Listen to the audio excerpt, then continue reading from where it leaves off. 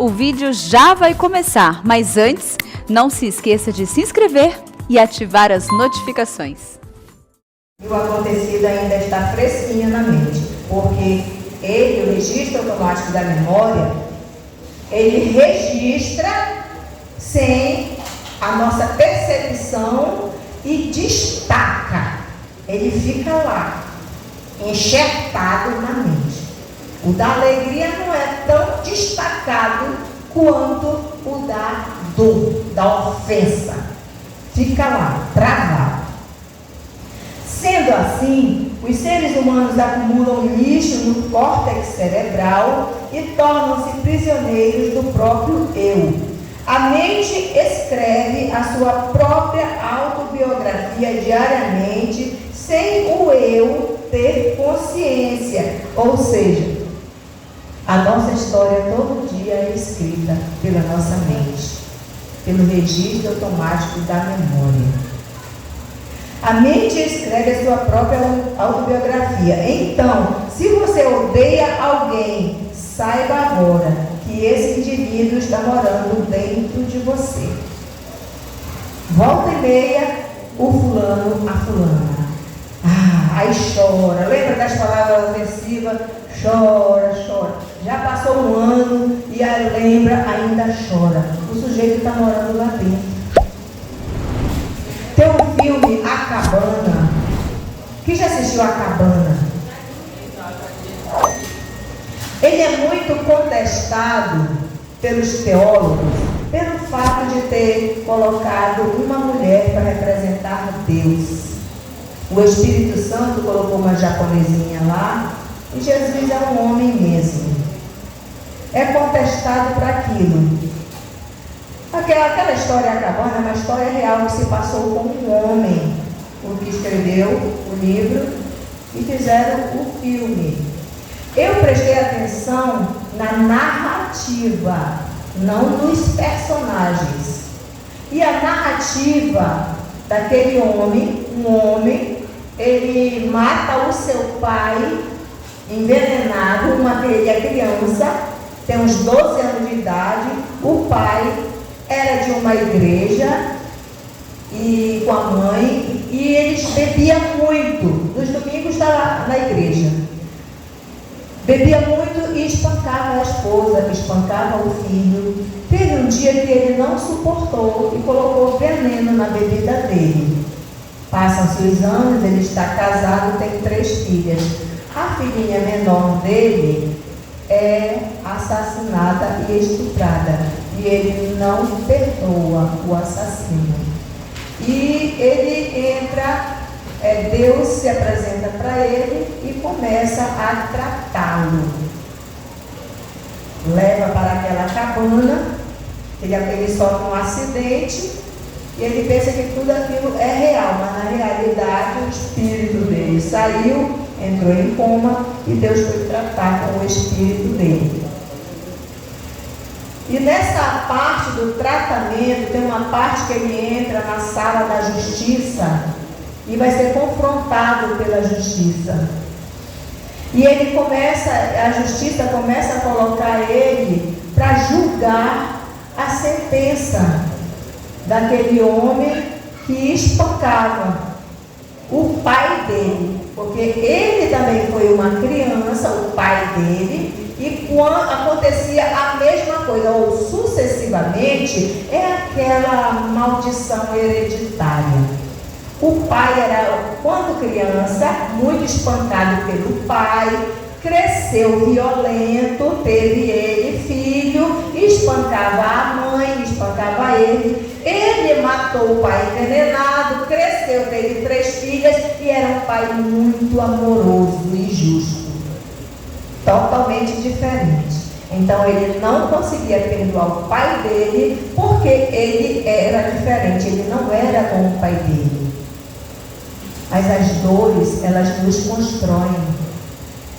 Muitas vezes, quando nós temos inteligência emocional, ao invés de nos revoltarmos, ficarmos aí fracassados, caídos e prostrados, a gente aproveita aquela dor para construir um altar para a gente. O que a gente vai fazer? a diferença. Eu vou dar um exemplo meu aqui para vocês. Nós tínhamos uma vida, já quando nós estávamos casados, meu esposo e eu, bem sucedida. Fomos para o campo missionário. Passamos lá um tempo, voltamos. E quando o Senhor nos levantou para o campo missionário, tudo que Deus tinha nos dado, Ele nos tirou o bem financeiro. A casa e o carro ficou. Mas o bem financeiro, que a gente era bem sucedido, Deus tirou. E nós passamos a ser um Zé Ninguém para as pessoas. Então, meu esposo batia nas portas, pedia, quando ele começou o trabalho, ele fundou a Assembleia de Missões, a gente batia em muitas portas, pedia ajuda para comprar banco, para construir a igreja, e as pessoas viravam as costas para a gente.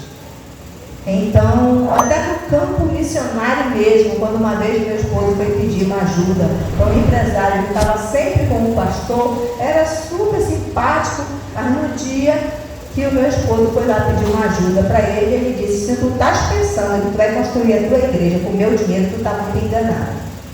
Aí foi a primeira taca na cabeça. Aí viemos embora e começamos o trabalho da Assembleia de Deus, de missões, e foi muito não.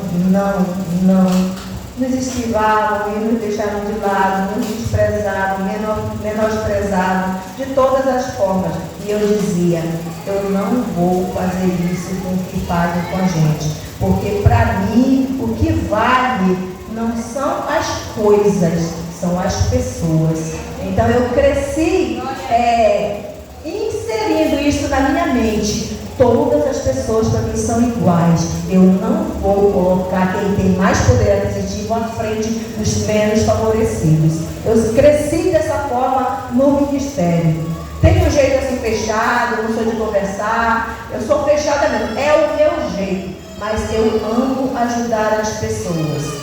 Gosto de estar no meio dos mais simples. Pessoa não conversa de dinheiro, de casa, de não sei de quê. Essas conversas não me interessam.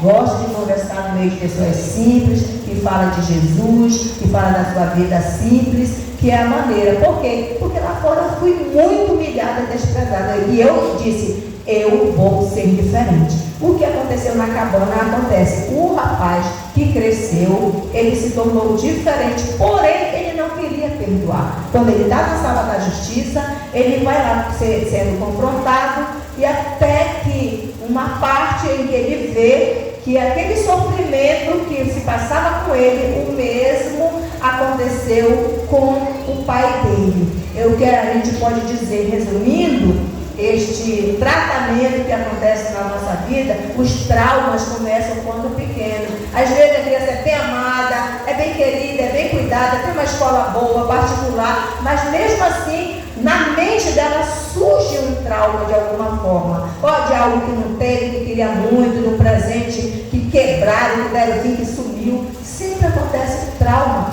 porque isso é a nossa forma que Deus. Então a gente diz assim: olha, não julgue o adulto que eu sou hoje sem ter conhecido a criança que eu fui ontem. Por isso, amados, quando você vê uma pessoa depressiva, uma pessoa ansiosa, uma pessoa que sofre, uma pessoa que é pensamento acelerado, tem que ser tudo rápido, a gente tem que aprender a compreender as pessoas e aceitar elas como elas são. Não julgar, não querer ser melhor. O que a Bíblia diz? Suportai a fraqueza do fraco.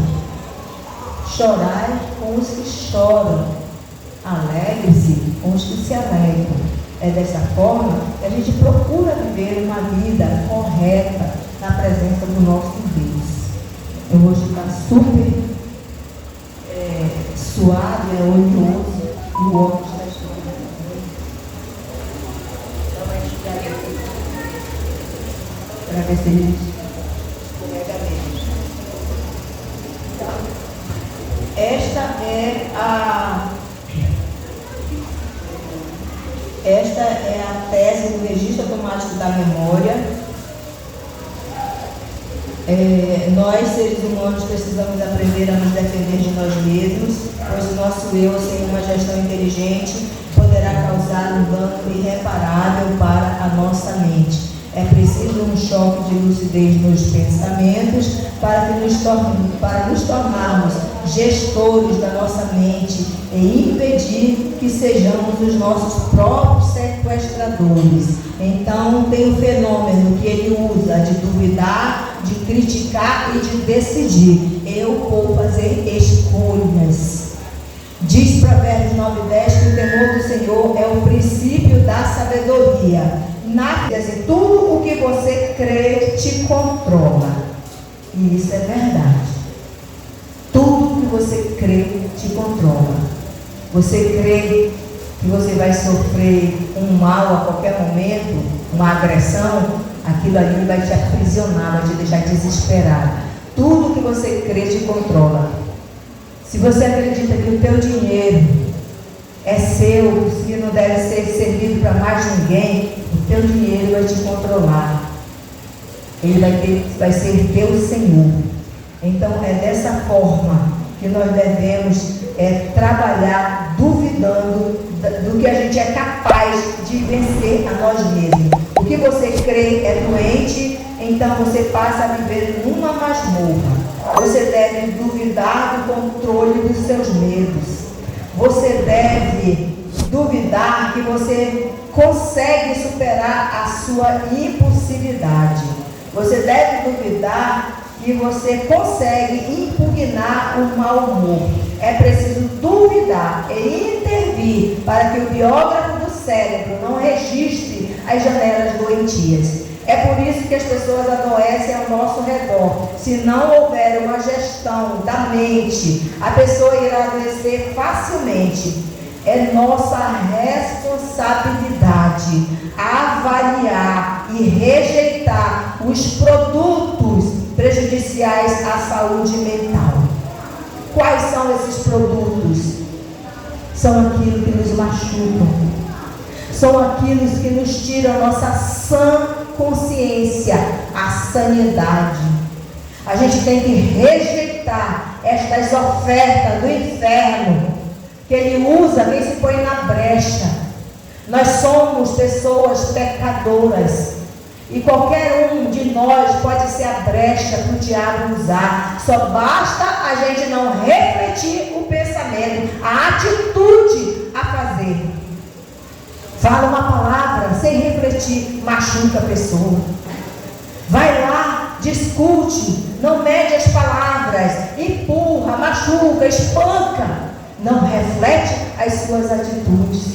São estas coisas que nós precisamos trabalhar em nós. Duvide que a sua paz não vale ouro.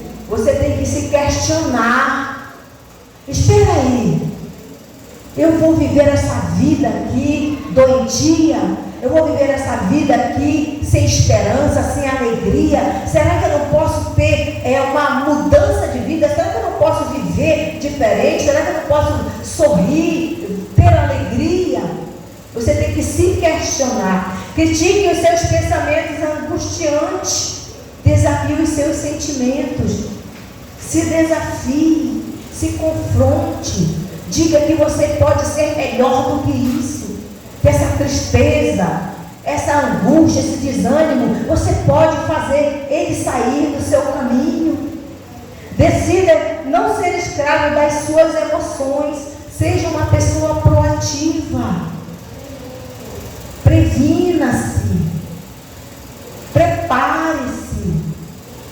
Você precisa cuidar do teu eu, gerir o teu eu, para que você não seja essa pessoa que perde a paz, angustiada, que se torna escravo de suas emoções. Sabe, pessoas amargas, você chega perto dela, você sente um mal-estar espiritual. Sabe aquele tipo de pessoa que você vai chegando perto dela assim, você se sente impactado por densas trevas. Aquela pessoa, você chega perto dela, a sua paz, ela se esvai-se, ela sai de você, vem uma irritação de repente. São pessoas tóxicas, são pessoas que não se amam, que não gerenciam o seu emocional. só reclama, só deseja o mal, só murmura, não tem atitude boa, otimista, é uma pessoa negativa. Estas pessoas, a gente deve estar também afastada delas, que elas são prejudiciais. A partir daí, essas pessoas doentes, nervosas, que elas entram nesse estado de ansiedade, sempre sofrendo, sempre reclamando, sempre vem a síndrome do pânico, tem medo de estar no meio de pessoas, tem medo de caminhar numa rua, tem medo do escuro, a luz tem que estar acesa. Nós somos a luz, porque Cristo está em nós. O Espírito Santo habita no nosso coração. Quando Deus construiu céus e terra, Jesus morre, ressuscita. Ele deixa o Espírito Santo. Só que o Espírito Santo escolheu um santuário, escolheu morar em nós. Porque quando Deus criou toda a sua criação e por fim criou o homem e a mulher, Deus viu que tudo que ele construiu era muito bom. Em 1 Timóteo 5,23 diz que toda criatura é boa. Toda criatura é boa, porque foi Deus que construiu. Aí você olha para você e diz: Deus, o que foi que tu fez? O que foi que tu viu em mim? Eu não entendo. Por que tu me escolheu? Por que eu estou aqui te servindo? Por que eu sou um cristão? Por que eu sou uma cristã? Porque foi Deus que te teceu. Foi Deus que te formou. E Ele fez o melhor da terra. É por isso que Ele habita em nós, porque foi Ele que construiu. Ele conhece, Ele esquadrinha, Ele sonda, Ele conhece os nossos pensamentos, Ele conhece as nossas atitudes, Ele sabe do que a gente precisa, Ele conhece as nossas necessidades. O que é que nós precisamos fazer? Crer que Jesus Cristo morreu pelos nossos pecados, ressuscitou por nós e vive nos céus. Precisamos crer que Ele é o nosso legislador, o nosso resgatador, o nosso salvador, o nosso libertador e o nosso abençoador. Aleluia! Precisamos ter este conhecimento, esta gestão, para que nós venhamos ser abençoados. Então você pode pedir ao Senhor tudo o que você quiser, qualquer coisa, e Ele vai te dar. Aleluia.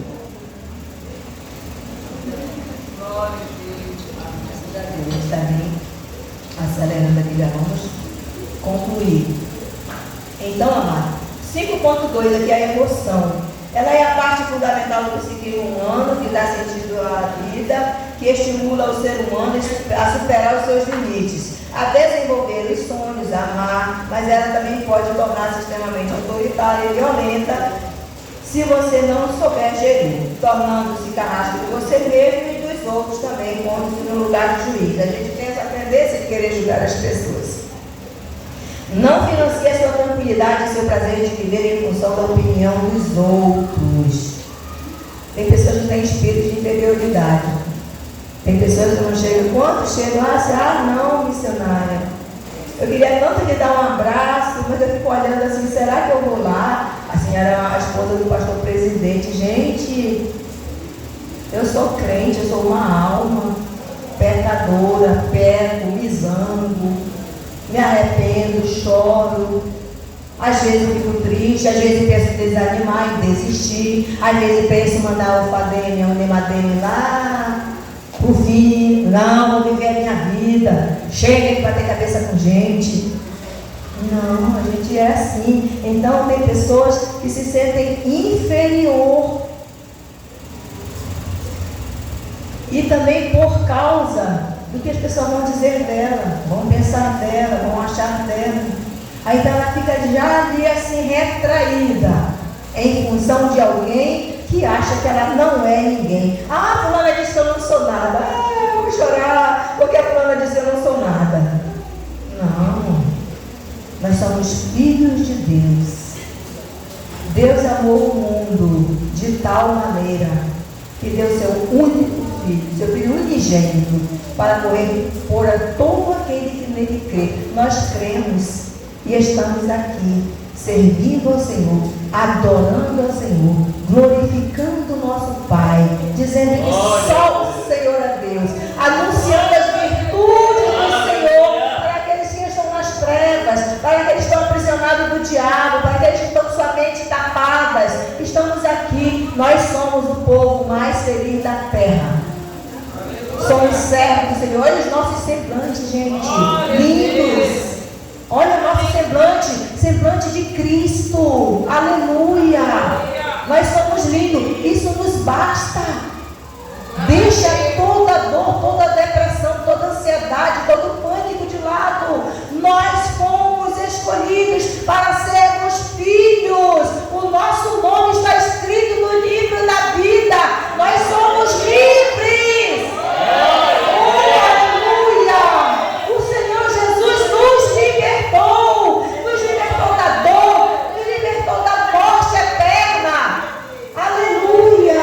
Nós temos a paz de Deus, nós temos a confiança no Senhor, nós temos o cuidado do Senhor, Ele cuida de nós.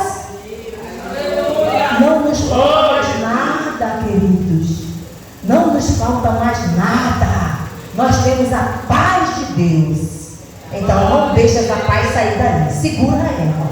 Segura ela. A paz de Deus, ela excede todo o pensamento, todo o entendimento. Então pensa só no que é bom, só no que é louvável, no que é agradável, no que é perfeito, no que é puro, no que é santo, no que edifica. E larga de mão as coisas ruins. Glória a Deus. Bendito seja o nome do nosso Deus querido e santo. Não tenha medo do que vão falar de você. Tenha autoestima. Não leve seus problemas a quem não pode resolver. Pessoas que não vai chorar com você, não vai orar por você. Não leve seus problemas conjugais, seus problemas pessoais, seus problemas familiares para as pessoas que não sabem chorar, para pessoas que não têm cicatrizes, que não têm marcas, pessoas que ainda não são libertas, que não conhecem ainda o amor profundo de Deus. Aleluia. Bendito seja o nome do Senhor. Decida que a sua paz vale ouro. Há vários fenômenos além do eu, em destaque 4, que registram a memória sem autorização dele e que constrói pensamentos e experiências emocionais. Estes fenômenos aqui, Dr. Augusto Cury, ele fala na sua palestra, que são o que acontece num problema, numa dor, num trauma. Ou seja, o primeiro é o gatilho da memória. Fenômeno da autochecagem. Autocheca na memória os estímulos psíquicos, visuais e sonoros. Foi o que eu te falei no começo. O que mais nos chama a atenção é o que a gente vê e o que a gente ouve, né?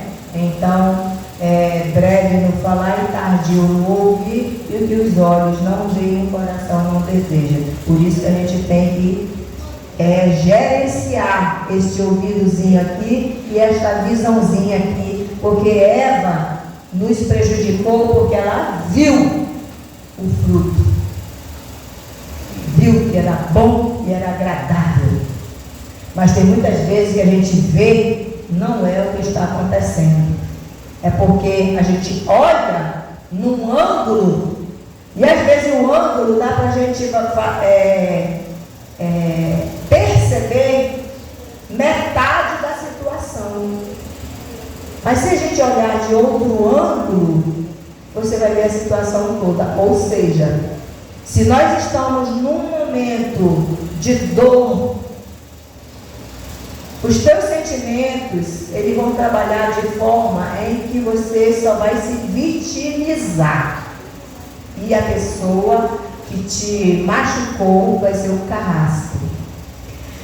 Mas se você está num momento de paz de espírito, se a paz de Deus que excede todo entendimento está na tua vida, você está na vigilância, Aquele momento que acontece, você vai ter outro ângulo. Você já vai dizer, não, pai, esse momento aqui não está bom, é um destempério, a pessoa que não está raciocinando, não está falando coisa com coisa, eu não vou dar crédito, vou relevar essa situação. Por quê? Porque você está no comando da tua mente, você está no controle da tua mente.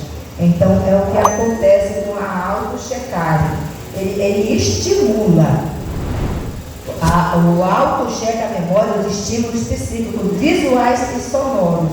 O gatilho da memória, ele vai gerando um motivo em que produz as primeiras reações, pensamentos e emoções, nas mais diversas situações em que nos encontramos. As pessoas, as respostas rápidas e impensadas, as reações instantâneas de ansiedade, irritação, impulsividade, as reações instintivas, os movimentos musculares produzidos sem uma determinação consciente e o menear da cabeça, concordando ou não de ideias expostas por alguém, são exemplos das reações produzidas pelo fenômeno do gatilho da memória automática e espontaneamente. Então, ele acontece de todas estas formas. São gatilhos que eles disparam no momento que acontece o estímulo. São exemplos das reações produzidas pelo fenômeno do gatilho da memória automática e espontaneamente. O fenômeno da autochecagem aciona o gatilho. A angústia, indignação advinda da ofensa ou rejeição não são programados pelo eu, mas gerados pelo gatilho da memória. Quer dizer, eu não criei a situação. Foi assim, acionou, aqui o cérebro, ele ativou. Acontece isso, chamado de disparo do gatilho. Aleluia. Não teríamos determinadas e instantâneas reações de agressividade e impulsividade se pudéssemos controlá-las, como a síndrome do pânico. O gatilho dispara-se de forma espantosa, acionando uma reação fóbica intensa. Outro exemplo, quando somos ensinados a existência dos verbos, adjetivos e substantivos que aprendemos em milésimos de segundo, né? O professor está lá ensinando para a gente e imediatamente o nosso cérebro está registrando e está aprendendo, né? Ensina lá o sujeito, o predicado, os pronomes, e a gente vai aprendendo de uma forma espantosa. Como nós entramos na memória em meio a centenas e milhões de opções e conseguimos entender a fala das pessoas e produzimos um pensamento. O gatilho da memória, que ele dispara com uma velocidade incrível, abrindo janelas com uma assertividade fascinante. Quando o gatilho da memória dispara, chega a milhões de informações e você compreende o que as pessoas estão falando. Dependendo da janela que se abre, nós podemos construir uma ideia inteligente ou autodestrutiva. É aquilo, o ângulo que você olha. Se você justifica, você está permitindo, está gerindo o teu eu, você está conduzindo ele para que ele não venha entrar num trauma e você fique doente emocionalmente. Agora, se você vai receber aquela palavra, a pessoa diz assim, você não presta, você não vale nada, você nunca vai ser ninguém na vida, você recebe aquelas palavras e deixa entrar no teu coração, então elas se tornam destrutivas. Então é a maneira com que você gerir o teu eu, que você vai saber sair dessas situações de ofensas. A 2 é a janela killer traumática ou light, segundo fenômeno. Se houver uma janela killer traumática que constrói experiências emocionais, o volume de tensão pode ser tão grande que um outro fenômeno inconsciente, o terceiro, chamado âncora da memória, executa o processo em andamento. Se desejarmos ser livres, precisamos aprender a trabalhar os nossos pensamentos negativos e angústias sofridas e interditar janelas doentias que se abrem no secreto do nosso ser. Ou seja, você vai trabalhar seus pensamentos, você vai superar as suas dores e perdoar, ser resiliente, você vai proteger suas emoções. Como? Você vai ser aquele fenômeno do duvide, critique, duvide que você não consiga sair dessa. Critique as suas atitudes doentias que você faz. Não, eu não vou viver dessa maneira, eu vou mudar de atitude, vou ser diferente, eu vou sorrir mais, eu vou amar mais, vou perdoar mais. Então, você gerencia o teu emocional. É desta forma que a gente aprende a trabalhar. Procure aprender técnicas para gerir seus pensamentos no momento em que você estiver tranquila e assim consiga reorganizar as suas emoções e pensamentos. Amadas, tem um tratamento de respiração, a respiração diafragmática, que a terapia ensina e que eu mesma já tive a experiência quando eu fui me operar. Estava até falando para a irmã, quando eu fui me operar da minha filha, para ter a minha filha, eu me deu um enjoo tremendo, que eu ia, porque a anestesia ela dá reação. E eu disse, estou enjoada. E ele disse, respire fundo, puxe a respiração pelo nariz e solte pela boca. E eu comecei a fazer aquela respiração e dormi. Eu só acordei ele dizendo, é uma menina. E eu disse, eu já sabia, que Deus tinha me revelado uma semana antes. Então, essa respiração, você puxa ela pelo nariz, puxa profundamente e solta pela boca. Só que, quando a gente nasce criança, você pode ver que a respiração da criança, ela respira rápido. Aí a barriguinha dela sobe e desce, sobe e desce, sobe e desce. Hoje em dia, se você puxar a sua respiração, a sua barriga não vai encher assim, ó. Ela vai subir assim. Porque hoje as pessoas ela aprendem a não respirar direito.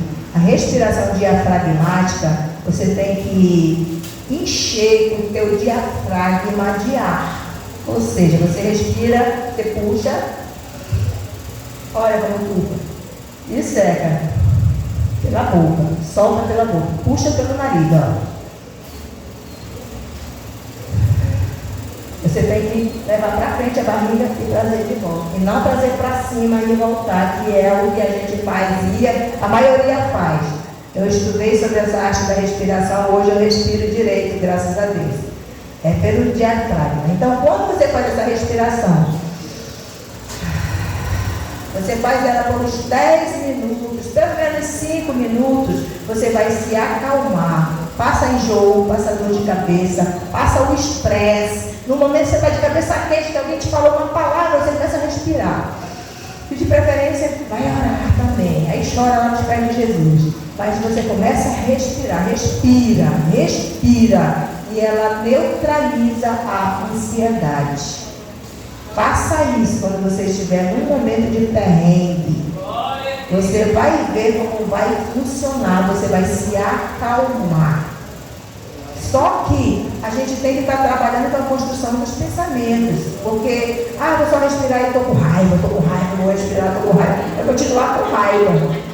Você tem que respirar e dizer, eu perdoo. Jesus lava meu sangue, eu perdoo. Jesus me dá paz, Jesus eu quero paz. Jesus eu quero paz. Você vai se acalmar. Porque há poder, você está construindo o teu pensamento de uma maneira sadia. E você vai aprender a sair de todas as confusões.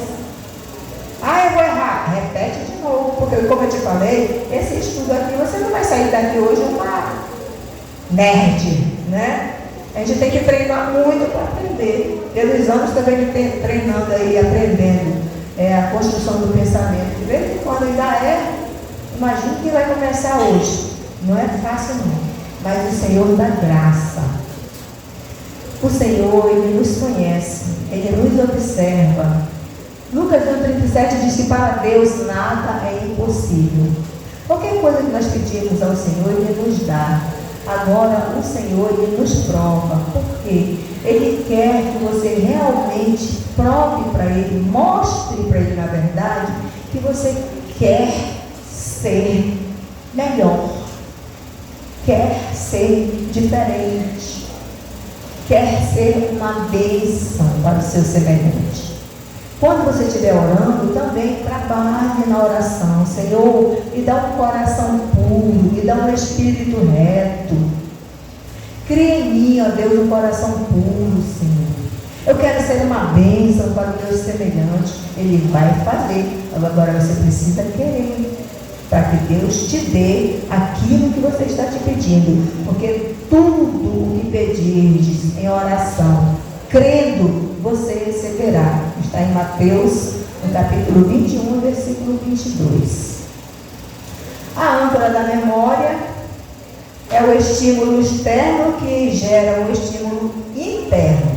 Tipo assim, a música que desperta a lembrança de alguém, um abraço que faz sentir uma sensação, uma chuva caindo no telhado, que leva à sua infância, uma pessoa que você vê e te dá uma sensação ruim, uma agressão verbal que faz você se sentir diminuída. São âncoras, estímulos que geram estímulos. Este fenômeno pode fechar o circuito. E também o autofluxo, que é o quarto fenômeno que entra no processo de construção do pensamento. Durante um alto nível de estresse, se você entrar em discussão com alguém naquele momento, daremos respostas às pessoas que elas jamais mereceriam ouvi-las. Palavras que nós, como pais, jamais deveríamos dizer aos nossos filhos, quando o que eles mais precisam é do nosso abraço. Essas palavras são ditas quando o gatilho da memória é acionado. Posteriormente se abre uma janela killer que constrói experiências emocionais. A âncora da memória são os estímulos que geram os estímulos, ela fecha o circuito, e o autofluxo, que é a construção do pensamento. Esses fenômenos produzem os piores cárceres quando dizemos palavras malditas em função do registro automático da memória, sem a gestão do eu. Logo, um pensamento do eu precisa entrar em cena para intervir nos pensamentos em conflitos. João 8, capítulo 8, versículo 3 ao 6, que fala sobre a mulher pega em adultério, é um exemplo ali que Jesus dá. Quando foram lá levar a mulher, disseram que ela deveria ser apedrejada, ele não deu resposta, ele ficou calado, ele não respondeu. A Bíblia diz que ele escrevia na areia. Perguntaram para ele, e o doutor Augusto Cury, ele até pergunta para a plateia: o que foi que Jesus respondeu para aqueles homens que perguntaram? Moisés disse que ela era digna de ser apedrejada. E tu, o que dizes? Aí ele pergunta: o que foi que Jesus respondeu? Quem não tem pecado, atire a primeira pedra. Aí ele diz: não, Jesus não respondeu nada, ele escrevia na areia. Então, nesses momentos, para evitar aquelas confusão, a gente tem que trabalhar na nossa mente. Tu vai errar a primeira, a segunda, 100 vezes. Mas se tu não desistir, tu vai conseguir um dia não responder. Você vai conseguir ficar calado, como Jesus ficou calado. O silêncio é a melhor resposta para evitar uma confusão. Então, é bom a gente ter este cuidado. A resposta mais assertiva que nós podemos dar para diminuir e solucionar o problema é o silêncio. Então, a memória de uso contínuo, a MUC, está filtrando todas as informações que o cérebro possui no momento em que uma pessoa se põe à frente de um aparelho de celular, perdendo grande parte do seu sono. O sono, em grande parte, é o autor da maioria dos transtornos psíquicos.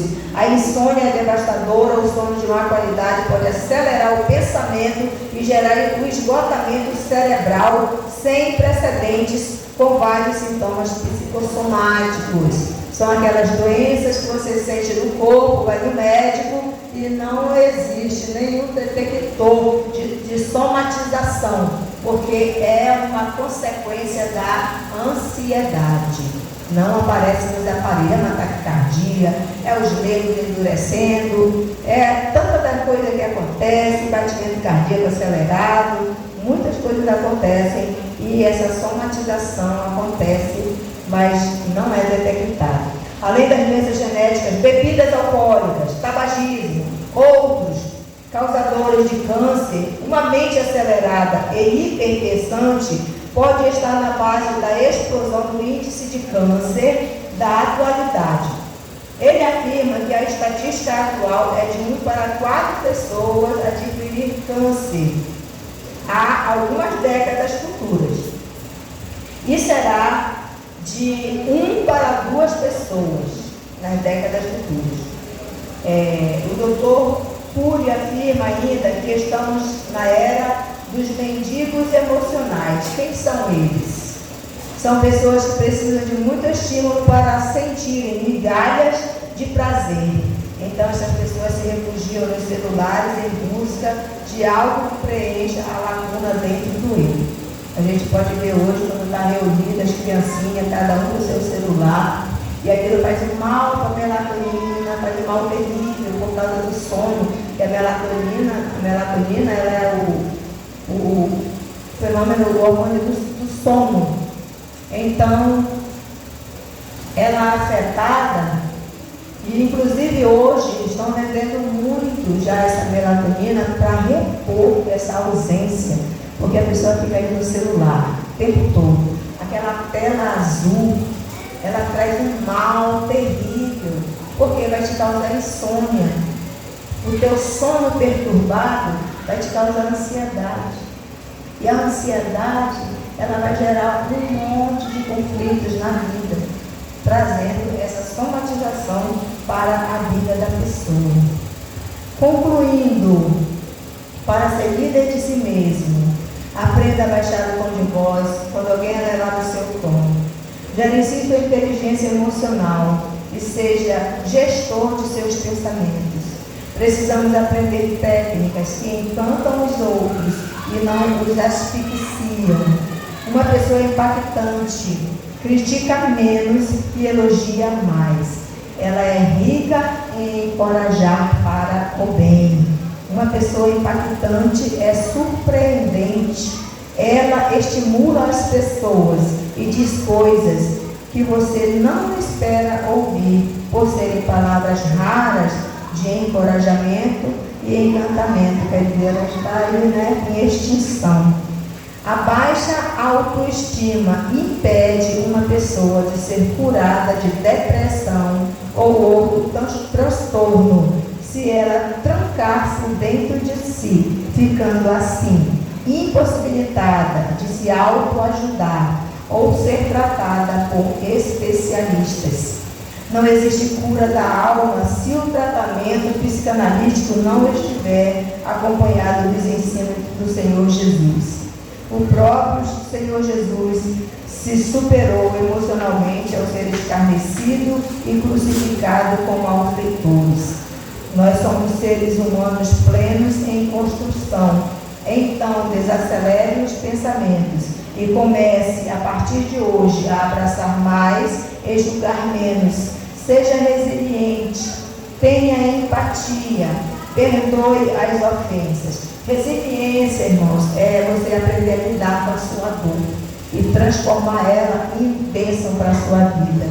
Empatia é você sentir amor pelo teu semelhante, compreender a dor dele e se colocar no lugar dele para sentir o que ele está sentindo. E perdoar as ofensas, porque se você não perdoar, você não será perdoado.